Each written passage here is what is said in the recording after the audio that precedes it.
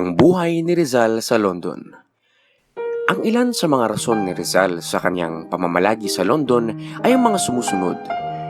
Una, nais niyang mapabuti ang kanyang kaalaman sa lengguaheng Ingles. Nais din niyang pag-aralan ang akda ni Moreyang Sucesos de las Islas Filipinas.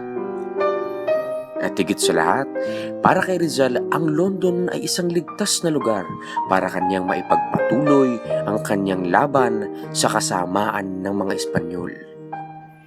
Isa sa mga tagpo sa kanyang paglalakbay ay ang kanyang pagtawid sa karagatang Atlantiko, lulan ng barkong City of Rome. Sakay ng barko, si Rizal ay nakisalamuha rin sa mga pasahero nitong may iba't ibang lahi. Ang ilang Europyo at mga Amerikano ay napamangha rin ni Rizal sa kanyang paggamit ng yoyo bilang isang armas. Ika-24 ng Mayo 1888 nang marating ni Rizal ang Queenstown, Ireland. Matapos nito'y sumakay naman siya sa isang bapor patungo sa Liverpool, England.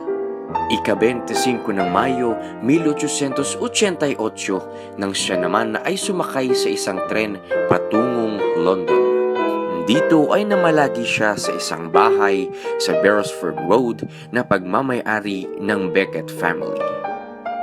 Isa sa mga nakilala doon ni Rizal, si Dr. Antonio Maria Regidor, isang mayamang abogadong ipinatapon doon noong 1872. Kabilang na rin sa mga natatanging taong nakilala ni Rizal ay si Dr. Reinhold Rost, ang direktor ng librarya ng India Office at isang dalubhasa ukol sa mga kasanayan at lengguaheng Malayan.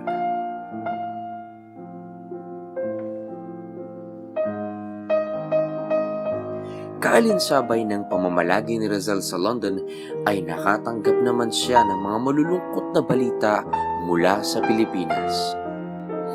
Kabilang narito ay ang prosekusyon ng mga Pilipinong magigiting sa Maynila at ang mga karatig na bayang sinasabing kaugnay sa manifestong laban sa mga praile ng 1888. Nagkaroon din ng problemang agraryan sa Calamba na kung saan isa ang mga Rizal sa ginigipit ng administrasyon ng Hacienda.